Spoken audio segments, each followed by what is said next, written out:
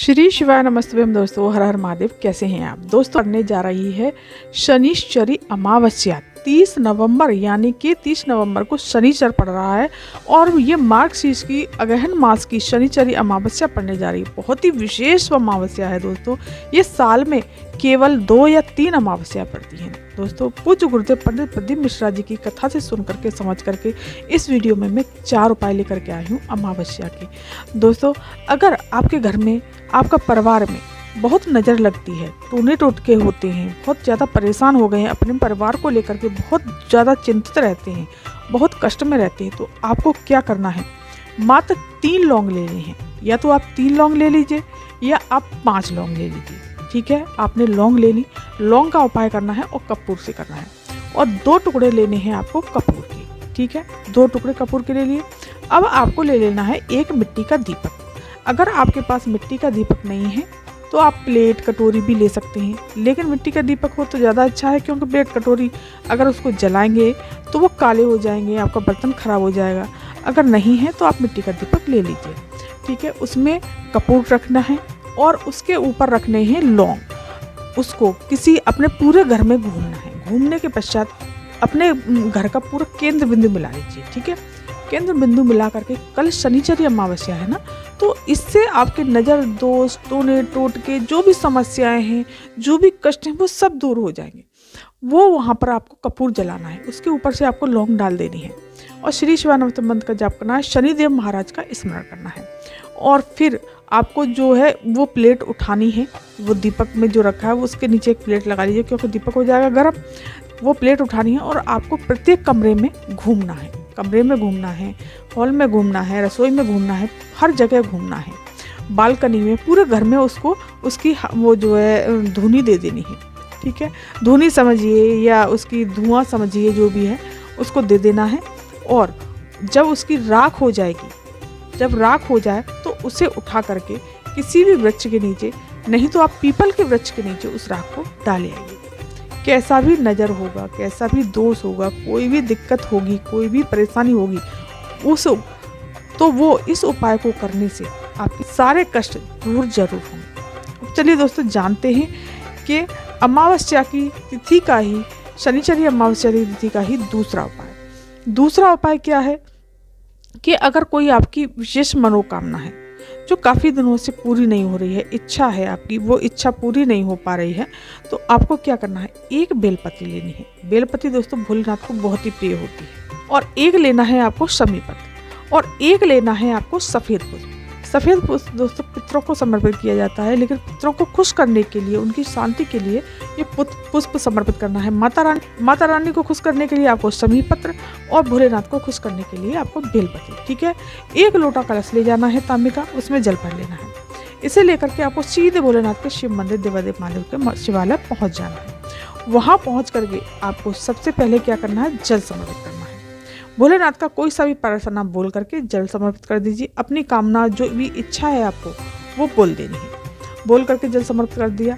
अब आपको वो जो बेलपत्री लेकर के गए हैं, उस बेलपत्री को सबसे पहले माता अशोक सुंदरी के स्थान पर उसको बेलपत्री को रखना है, वहीं टच कराना है।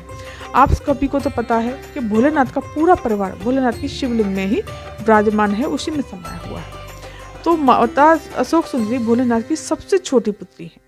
जो भी आपकी कामना है वहाँ बेलपत्री को टच कराते हुए बोलनी है, फिर वही बेलपत्री उठानी है और भोलेनाथ की शिवलिंग पर समर्पित कर देनी है। डंडी का भाग रखना है आपको उत्तर दिशा की तरफ, मतलब जलाधारी की तरफ, जहाँ से जल नीचे गिरता है। आपको भी उत्तर दिशा की तरफ मुख करके ही बैठना है। और फिर आप वो जो शमी का पत्ता लेकर के गए हैं, उस शमी के पत्ते को, जहाँ से जल बिल्कुल नीचे गिरने ही वाला होता है, वहाँ पर आपको ये शमी का पत्ता अपनी कामना को कहते हुए समर्पित कर दीजिए। अब बचा क्या? आपके पास बचा एक सफ़ेद पुष्प। ठीक है, सफ़ेद पुष्प को भोलेनाथ की शिवलिंग पर रख देना है, मतलब श्रृंगार कर देना है, और उनकी पत्तियों को तोड़ करके उस सफ़ेद पुष्प से श्रृंगार कर देना है। दोस्तों, भोलेनाथ इससे बहुत खुश होते हैं, प्रसन्न होते हैं और आपकी कामना को शीघ्र से शीघ्र पूरा करते हैं। कोई सा भी भोलेनाथ का प्यारा सा नाम बोलना है और ये उपाय आपको करना है। अब चलिए दोस्तों, जानते हैं तीसरा उपाय। तीसरा उपाय जानने से पहले अगर मेरे वीडियो पर आप दोस्तों पहली बार आए हैं, मेरी आवाज़ को पहली बार सुन रहे हैं, तो मेरे चैनल को सब्सक्राइब कर दीजिए, वीडियो को लाइक कर दीजिए और कमेंट में श्री शिवानंद हर हर महादेव जरूर ही जरूर लिखिएगा। दोस्तों आप कमेंट में हर हर महादेव कभी नहीं लिखते, तो कम से कम कमेंट में हर हर महादेव या लाइक भी बहुत कम करते हो, लाइक भी नहीं करते हो, लाइक कर दिया करिए, कमेंट में हर हर महादेव जरूर लिख दिया करिए या श्री शिवानंद। अब चलिए दोस्तों जानते हैं तीसरा उपाय। तीसरा उपाय है आपकी रोग बीमारी के लिए। अगर आपको बहुत रोग है, कष्ट है और अगर आपके पितृ, आपको ऐसा लगता है पितरों की वजह से मुझे रोग है, कष्ट है, उनका भाग प्राप्त नहीं हो रहा, उसकी वजह से हमें पितर हमारे परेशान कर रहे हैं, तो आपको क्या करना है, 7 स्थान पर आपको पीला चंदन लगाना है। कहाँ कहाँ लगाना है, आपको क्या करना है, इस तरह से आपको पीला चंदन ले लेना। ठीक है, ले लिया। अब सबसे पहले पीले चंदन की बिंदी आपको लगानी है भोलेनाथ की शिवलिंग पर। ठीक है, भोलेनाथ की शिवलिंग पर पीले चंदन की बिंदी लगानी है। दूसरी बिंदी लगानी है भगवान गणेश के स्थान पर, जहाँ मैं बता रही हूँ वहाँ पर, वो भगवान गणेश का स्थान है। और तीसरी बिंदी लगानी है सदानंद कार्तिकेय जी के स्थान पर। और चौथी बिंदी लगानी है अशोक सुंदरी माता के स्थान पर। और 5वीं बिंदी लगानी है दोस्तों माता रानी के हस्तकंबल पर, जिससे हम प्यार से कटिभाग बोलते हैं। आप सभी को तो पता है कि माता रानी का हस्तकंबल कौन सा है। ठीक है, यहाँ पर लगानी है। और 6वीं बिंदी कहाँ लगानी है, भोलेनाथ की ठीक विपरीत दिशा में, जहाँ जलाधारी जा रही है बह करके, उसके ठीक विपरीत दिशा में। मैं आपको बता रही हूँ, शायद इसमें थोड़ा सा समझ में ना आए, लेकिन जहाँ जलाधारी बह रही है उसके ठीक विपरीत दिशा में, समझ रही हो ना आप, वहाँ लगा देनी है। अब 7वीं बिंदी कहाँ लगानी है, 7वीं बिंदी लगानी है इस चंदन की आपको नंदी बाबा के सींगों से। ठीक है, दोनों सींगों से 7वीं बिंदी लगा देनी है। इससे कैलाश पर्वत का नाम दिया गया है नंदी बाबा के सींगों को, तो वहाँ लगा देनी है। इससे आपके पितृ खुश होंगे और अगर पितरों की वजह से रोग आ रहा होगा या कोई कष्ट आ रहा होगा या कोई परेशानी आ रही होगी, वो सब दूर हो जाएगी। अमावस्या तिथि के दिन अगर 7 स्थान पर चंदन की बिंदी भूलवश भी अगर कोई भी व्यक्ति लगा देता है, उसके घर से सारे कष्ट दूर हो जाते हैं, रोग बीमारी उसके दूर हो जाते हैं और सुख संपदा उसके घर में आती है। अब चलिए दोस्तों जानते हैं चौथा उपाय। चौथा उपाय है आपके जीवन में बहुत कष्ट है और कष्ट बहुत है और कष्ट से आपको छुटकारा नहीं मिल पा रहा है, तो आपको क्या करना है, चलिए जानते हैं कि आपको इस प्रकार से लाल चंदन ले लेना है। ठीक है, लाल चंदन ले लिया आपने। ये दोस्तों बहुत ही सुंदर सा उपाय है, महाराष्ट्र की शिव महापुराण में शायद ये उपाय बताया था। तो आपको लाल चंदन लेना है, एक तांबे का कलश लेना है, उसमें जल भर लेना है और इस लाल चंदन का आपको थोड़ा सा पानी डाल करके पेस्ट बना लेना है। पेस्ट बना करके और जो तांबे का कलश लिया है उसके किनारी से, देखिए मैं बता रही हूँ, इस तरह से आपको उसके किनारी से ये लाल चंदन आपको लगा देना है। ठीक है, लगा दिया। ये लगा करके आपको सीधे पहुँचना है देवादेव महादेव के शिव मंदिर शिवालय, और वहाँ पहुँच करके आपको जिधर से आपने लाल चंदन लगाया है उधर से ही ये जल समर्पित करना है और धीरे धीरे जल समर्पित करना है, जिससे कि लाल चंदन भोलेनाथ की शिवलिंग पर धीरे धीरे समर्पित होता रहे।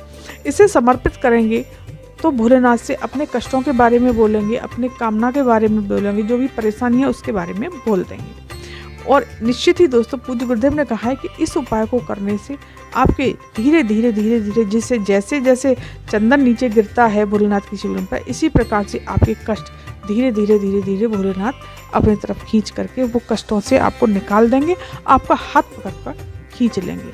दोस्तों बहुत ही सुंदर सा उपाय है, इस उपाय को आप जरूर करके जरूर देखिएगा। प्रैक्टिकल करने में क्या जाता है, पूज्य गुरुदेव हमेशा कहते हैं, तो प्रैक्टिकल तो आप करके देख ही सकते हैं। तो दोस्तों ये थी जानकारी आज की। अगर ये वीडियो जानकारी आपको पसंद आई हो तो चैनल को सब्सक्राइब कर दीजिएगा, वीडियो को लाइक, कमेंट में श्री शिवानंद हर हर महादेव जरूर लिखिएगा। धन्यवाद।